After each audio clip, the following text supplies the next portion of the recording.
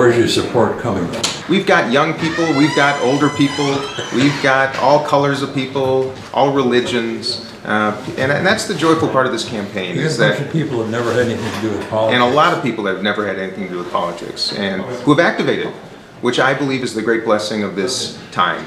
You know, it is a very unusual era with great consequence, and young people, students who have never been engaged politically, are increasingly committed to doing something on this campaign and others. Older people who have not been terribly engaged in the past are volunteering this very office. We have hundreds of people. We have over 1,000 volunteers now, many of whom say this is the first time that they've ever been engaged politically, and that's a great blessing of our campaign. You have 1,000 volunteers? Over 1,000.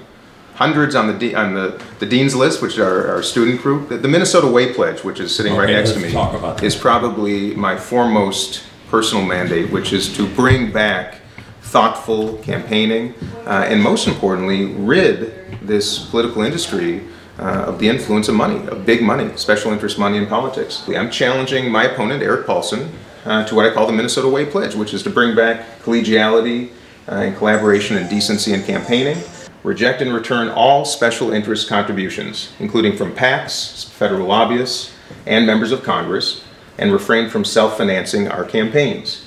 2, sign the People's Pledge, which Erik Paulsen placed in front of Terry Bonoff in 2016, which would help eliminate special interest spending by agreeing to match dollar for dollar all spending on our behalf with a contribution to the charity of our choosing. It's a way to rid this entire race from outside spending. And 3rd, committing to running an accessible campaign, including a minimum of twice monthly forums or other public events between now and Election Day. Extraordinary way that we can change the tenor and tone of campaigns and races, bring decency back, and frankly, Erik Paulsen introduced legislation on point 1, back when he was a member of the Minnesota House, offered the People's Pledge to Terry Bonoff. Did she sign it? She wouldn't sign it. It was asked of Representative Paulsen during his first town hall meeting in 7 years, just last week, and his response was ambiguous at best.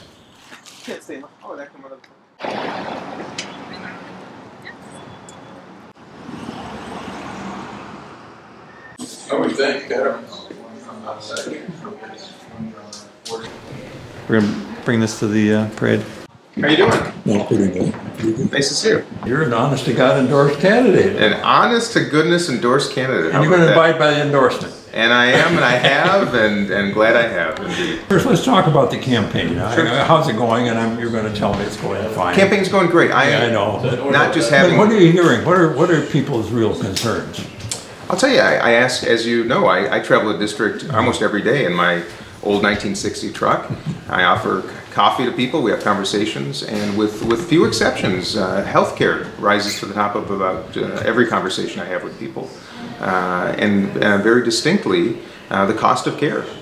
Too many families, one illness away from bankruptcy, people struggling with the increasing cost of their premiums, older people who are concerned about Medicare, and very, very relevant concerns, and a lot of work to be done. The fact that children are being held hostage as political bait continues, I'm appalled. DACA needs to be addressed. We need comprehensive immigration reform, and have to get to it.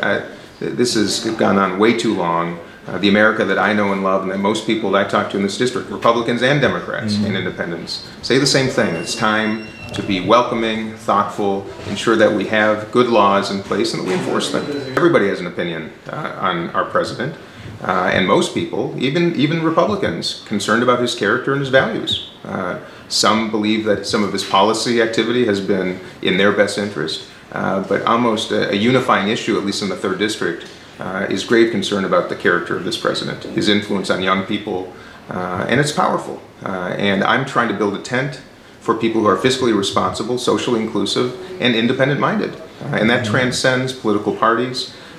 This president activated me. You know, I recognize this is no longer a time to sit on the sidelines. It's a time to participate. And I do believe that's why this administration may prove to be a blessing to this country as long as we, the people, take advantage of this opportunity and engage, and that's happened. Okay, assuming you get to Congress, you get to Washington, are you going to be working for impeachment? I'm going to be, first of all, I'll be one voice out of 435 in the House. one of the core responsibilities of the House of Representatives is to provide a check and balance on the executive branch, as you know.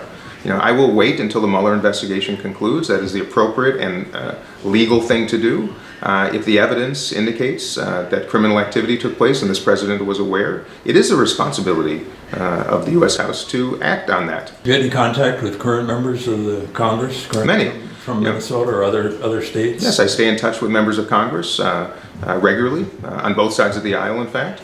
I even receive checks from members of Congress that I send back, because I will not be influenced by anybody that has a quid pro quo attached to their support of my campaign. That's why I don't take money from PACs, from special interests, from federal lobbyists, or from members of Congress. I'm ready for parade season. Come on out, everybody. Let's have some fun. I want to show everyone that campaigning can be fun.